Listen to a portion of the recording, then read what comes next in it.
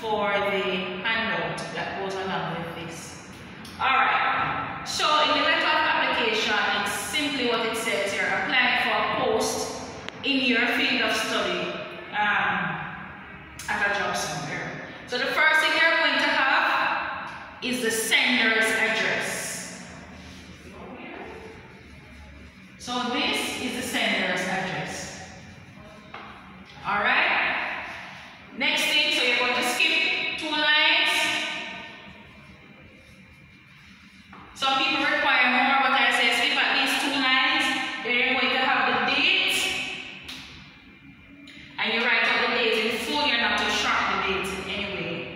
Now, this is important now.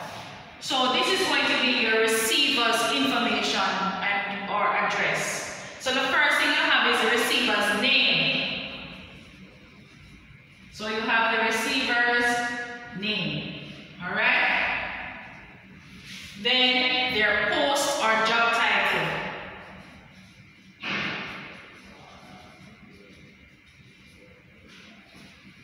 Then of course you're going to have the name of the company.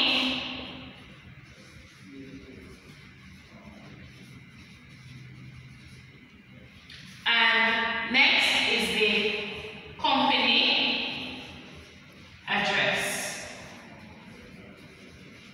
Important thing to note, if you don't know the person's name who you're sending to, but you just know of their title, you're simply just going to omit their name and just leave their title. So if you don't know their name, you simply put their title and the name of the company and so forth as usual. Now, notice that you've had everything flushed to the left, and this format is called the fully blocked format. So it's the fully blocked format.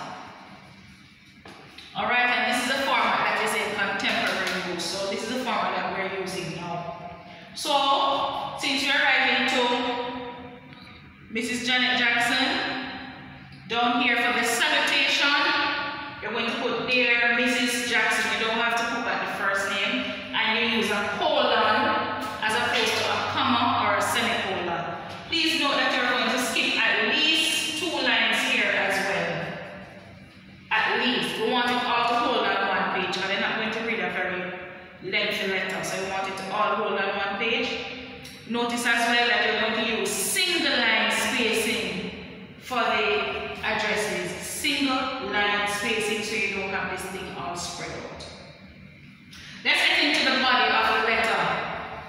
So in your first paragraph, you must know the post that you're applying for. So you must know in the first paragraph the post you're applying for.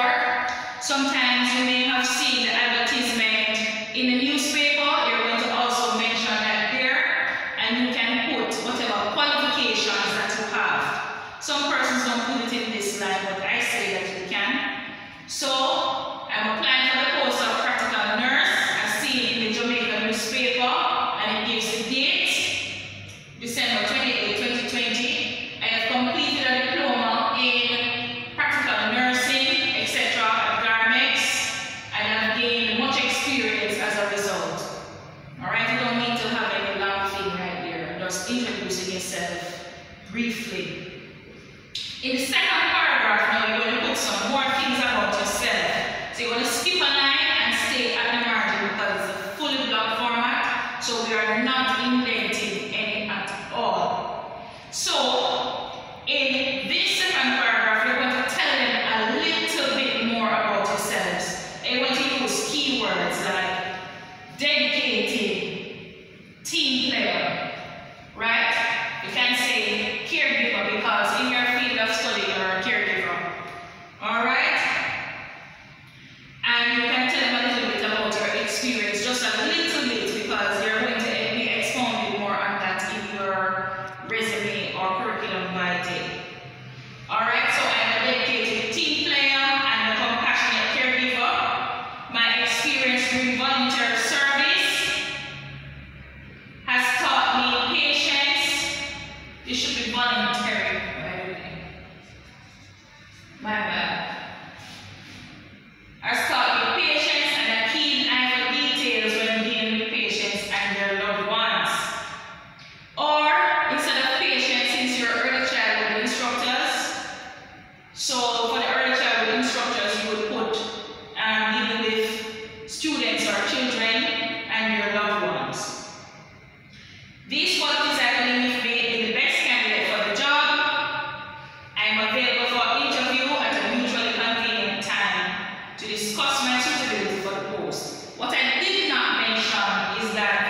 have gone on to a new paragraph now. So we skip a line here. I was running out of space on the board.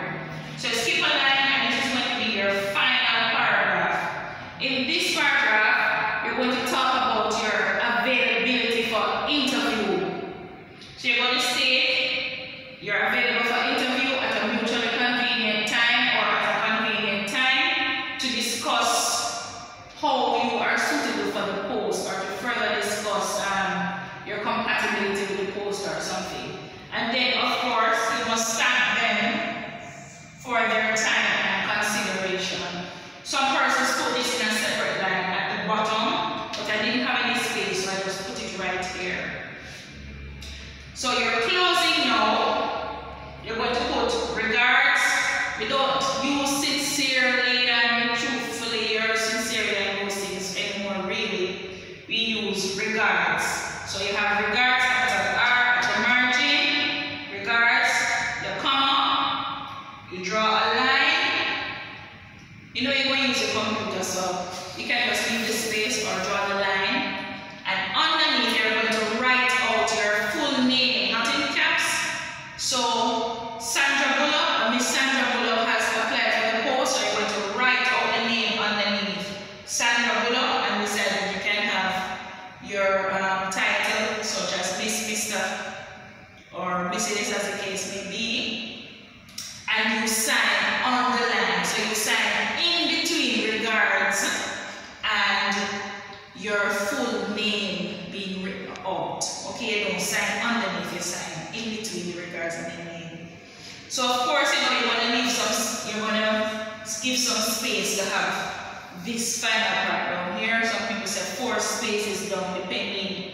Maybe your letter might be very long and you don't want it to go onto a second page. Next thing to note, recruitment managers really don't have a lot of time to be reading very wordy letters of application.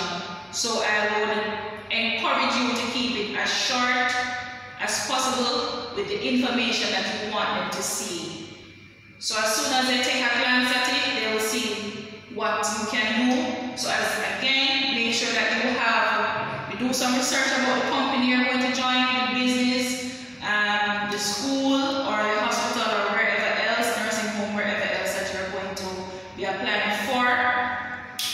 And you look up a little bit about them, and you can just regurgitate a little bit of it in your letter of application. Okay? So remember the keywords: caregiver, team player, excellent communicator. I did not put this here because of space, but ensure that you put those keywords in there. These are things that they are looking for.